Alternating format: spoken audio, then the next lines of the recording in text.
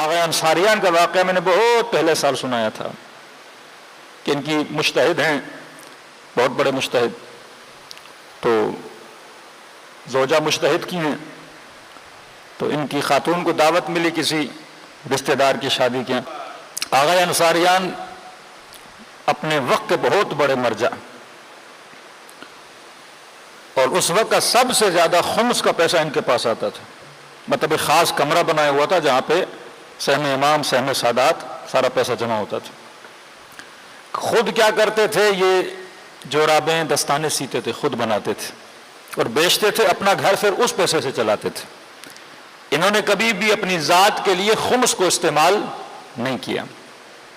زوجہ کو دعوت ملی کسی شادی کی، تو آئی انصاریان صاحب کے پاس کہ بھائی شادی ہے تو ظاہر ہے عورتیں جاتی ہیں سنگار ونگار ہار وار، تو کہا مجھے کچھ پیسے دیں تاکہ میں کچھ جولری لے لوں، اتنے سال ہو گئے تو ہر عورت جولری پہن کے آتی ہے، کچھ کنگن پہن کے آتی ہے، میرے پاس کچھ بھی نہیں ہے، تو جولری کی کمی ہے، ہار کی کمی ہے، مجھے کچھ پیسے دیں۔ آغا انصاریان کہتے ہیں ابھی سردی کا موسم آنے والا ہے، آپ کچھ 1 مہینہ صبر کریں، تو انہوں نے کہا اس سے شادی ختم ہو جائے گی، تو کبھی میرے پاس پیسے نہیں ہیں، تو کہا پیسے تو آپ کے پاس بہت ہیں، کہ پیسے ہوتے تو میں آپ کے لیے لیتا، کہ یہ پورا کمرہ جو پیسوں سے بھرا ہوا یہ کس کا ہے؟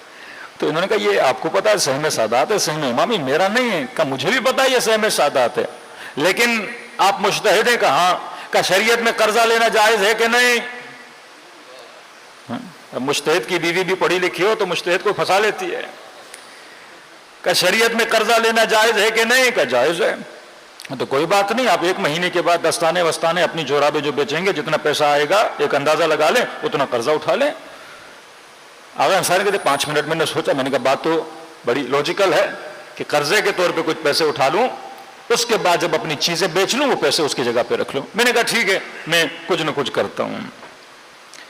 آغا انصاریان کہتے ہیں میں گیا اس کمرے میں جہاں پہ سہم امام پڑا تھا، میں نے کچھ پیسے اٹھائے، لیکن جیسے کمرے سے باہر آنے لگا تو میرے اندر ایک خیال آیا، اصلاح فکر، کہ انصاریان قرضہ تو اٹھا رہے ہو بیوی کے ہار کو خریدنے کے لیے، جولری کو خریدنے کے لیے، اور ہار خریدنے کے بعد اگر تو مر گیا، کیا بیوی کا اتنا ایمان ہے کہ یہ ہار بیچ کے قرضہ واپس دے؟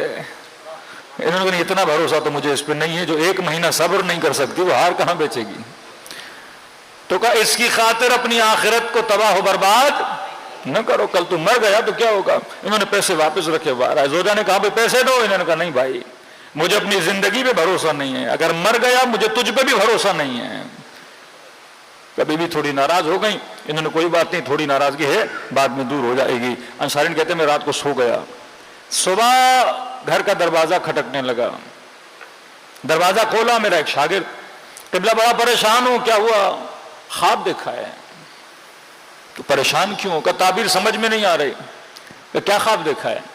قبلہ خواب دیکھ رہا ہوں جس میں شیطان، اور شیطان کے ہاتھ میں سینکڑوں باریک باریک پتلی پتلی رسیاں ہیں، اور وہ رسیاں لوگوں کے گردنوں کے اندر بندھی ہوئی ہیں، اور شیطان یہ رسیاں ان کی گردن میں باندھ کے ان کو گھسیٹ کے لے جا رہا ہے۔ کہ کوئی فلاں کوئی فلاں کوئی فلاں، میرے گردن میں بھی رسی بندھی اور شیطان لے کے جا رہا ہے۔ کہ تھوڑی دیر یہ لے جاتا ہے، بعد میں اس کو زحمت بھی نہیں پڑتی، وہ خود آگے آگے چلنا شروع ہو جاتے ہیں۔ جیسے گاڑی کی بیٹری بیٹھ جاتی ہے تو 2 لوگ دھکا دیتے ہیں تو آگے گاڑی خود چلنا شروع ہو جاتی ہے، تو شیطان اسے تھوڑے دھکا دے رہا ہے رسی کے ذریعے، آگے خود چل رہے ہیں۔ لیکن مقام تعجب یہ ہے کہ ساری باریک رسیاں تھیں، لیکن ایک شیطان کے ہاتھ میں بڑی موٹی رسی تھی۔ یہ باریک رسی والوں کو ذرا سا دھکا دینے کی ضرورت تھی، آگے یہ خود ہی چل رہے تھے، لیکن جو موٹی رسی تھی قبلہ، وہ میں نے دیکھا آپ کی گردن کے بندھی ہوئی ہے۔ رسی بھی موٹی ہے اور شیطان کو زور بھی بڑا لگانا پڑ رہا ہے، لیکن میں نے دیکھا کہ آدھے راستے تک تو آپ کو لے گیا، لیکن بیچ راستے میں آپ رسی چھڑا کے بھاگ گئے۔ تو آغا انصاریان کہتے ہیں تو نے خواب بڑا صحیح دیکھا ہے، اس کی تعبیر بھی ہو چکی ہے، بیوی نے آدھے راستے تک بھیجا تو تھا، پر میری صحیح فکر نے مجھے بچا دیا۔ ہاں؟ فکر کی اصلاح، کبھی کبھی شوہر فتنہ بن جاتا ہے، کبھی کبھی زوجہ فتنہ بن جاتی ہے، کبھی کبھی اولاد. مولا فرماتے ہیں زبیر کے بیٹے نے زبیر کو گمراہ کیا. اگر یہ ناخلف بیٹا نہ ہوتا تو زبیر کبھی علی کے مقابلے میں نہ آتے. 5 منٹ سوچتا تھا نہ جاؤں تو پیچھے سے تانے دیتے تھے، علی سے ڈر گئے، علی کی تلوار سے ڈر گئے. لوگ علی کی بہادری سے ڈرتے ہیں، مقابلے میں نہیں جا رہے. اس نے کہا بندے خدا، جب علی جنگ کے لیے آ ہی نہیں رہے، نہ زرہ پہنی ہے نہ تلوار لے کر، علی گفتگو کے لیے آئے ہیں، تانے دے رہے نہیں آپ ڈر گئے ہو، آپ جا کے لڑو. عمرو ابن عبد وت، امیر نے فرماتے ہیں تجھے پتا حق یہاں پر ہے. وسط جنگ میں جب مولا اس کے سینے پہ سوار تھے تو امام فرمایا اب بھی وقت ہے، اسلام کو قبول کر جان بچا اپنی. تو کہنے لگا کہ علی ساری عورتیں دیکھ رہی ہیں، ہاں کیا کہیں گی، میں ڈر گیا، ایک جوان سے بچے سے ہار گیا. کہ نہیں میں تسلیم نہیں ہوں گا. ابو جہل، عجیب ہے تاریخ کے واقعے، جب ان بدبختوں کے سر کاٹے جا رہے تھے اوائل اسلام میں، جنگ میں سر کاٹا جا رہا تھا، تو کاٹنے والوں کہتا ہے میرا سر اوپر سے نہیں کاٹنا، نیچے سے کاٹنا. گردن انسان کی لمبی ہے نا، تو کہا بالکل اوپر سے میرے سر کو قلم نہیں کرنا، مر رہا ہے. کہا نیچے سے کاٹنا. کہا کیوں؟ کہا جب نیچے سے کاٹو گے سر رکھے جائیں گے تو میرا ذرا اوپر اوپر ہو. مرتے وقت بھی انسان کی یہ فکر ہو کہ لوگ دیکھیں، کٹی ہوئی گردن سب سے کہاں پڑی ہوئی ہو؟ اوپر پڑی ہوئی ہو.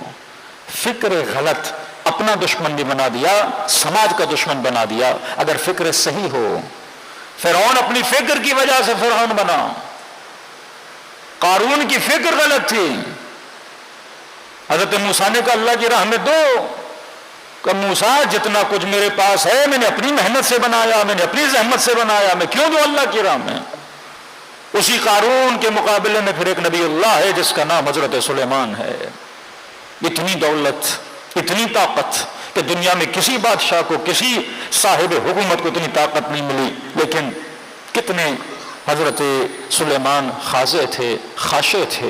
انہوں نے کہا خدایا جتنا کچھ بھی تو نے دیا ہے یہ تیری عطا ہے، تو چاہے تو ایک دن میں امیر بنا دے، تو چاہے تو ایک دن میں عزیز بنا دے، اور اگر تو چاہے تو ایک دن میں ذلیل بنا دے. فکر انسان اگر صحیح ہو جائے زندگی انسان بدل جاتی ہے. شیطان بنا کل آپ کی خدمت میں رکھا، کس کی وجہ سے؟ اپنی فکر کی وجہ سے. کہ آگ مٹی سے افضل ہے، اس کی نگاہ مٹی پر تھی، ملائکوں کی نگاہ روح حضرت آدم پر تھی. رسول خدا کے بعد یہ ساری شہادتیں، اصحاب کی توہینیں، آل رسول پہ ظلم کیوں ہوا؟ کیونکہ فکر یہ تھی اگر حکومت مل گئی تو ہم کامیاب ہو جائیں گے. اور وہیں پہ امیر المومنین فکر کی اصلاح کر رہے ہیں. فرمایا تمہاری حکومتوں کی قیمت علی کی جوتی کے برابر بھی نہیں ہے. فرمایا جس حیوان کے ناک سے گندا پانی نکلتا ہے اس کی ارزش و قیمت خدا کے دربار میں زیادہ ہے تمہاری حکومتوں کی جگہ پہ. کبھی فرمایا مچھر کے پر کے برابر بھی تمہاری حکومت علی کے نزدیک کوئی قیمت نہیں رکھتی. یہ فکر امیر المؤمنین ہے. آج جوان اگر فکر کو صحیح کرے، آج خاتون اگر اپنے فکر کو صحیح کرے، آج یونیورسٹیز میں، کالجز میں یہ بچی اگر اپنی فکر کو صحیح کرے. آج فکر کیا دی جا رہی ہے؟ فیمنزم کی فکر، آزادی مطلق. آزادی مطلق انسان کو طاغی بناتی ہے، باغی بناتی ہے، اللہ کا دشمن بناتی ہے. کہ میں آزاد مطلق ہوں، جو میرے من میں آئے میں دنیا میں کر سکتا ہوں. یہ فکر باطل ہے. اللہ کہتا ہے حدود میں چلا کرو. ایک چھوٹا سا روڈ ہوتا ہے نا، اس کے اطراف میں باؤنڈریز بنائی جاتی ہیں. کسی گاڑی والے کو اجازت نہیں جہاں چاہے جس لائن پہ چڑھ جائے. نہیں، تم نے بٹوین دا لائن چلنا ہے، کیونکہ یہ جانوروں کا معاشرہ نہیں ہے، یہ انسانوں کا معاشرہ ہے. اور انسانوں کے معاشرے میں اگر نظم ہوتا ہے، ضبط ہوتا ہے، اللہ نے ہر انسان کو خواہشات، ہر انسان کو ضرورتوں میں رکھا ہوا ہے. اب اگر ان خواہشات اور ضرورتوں کو مینج کرنا ہے تو اپنی فکر کو صحیح کرنا ہوگا. آج کتنی بچیوں کو کہا کہ حجاب محدودیت کا نام، حجاب تمہیں محدود کر دیتا ہے. اسلام کہتا نہیں، حجاب تیرے گناہوں کو محدود کر دیتا ہے.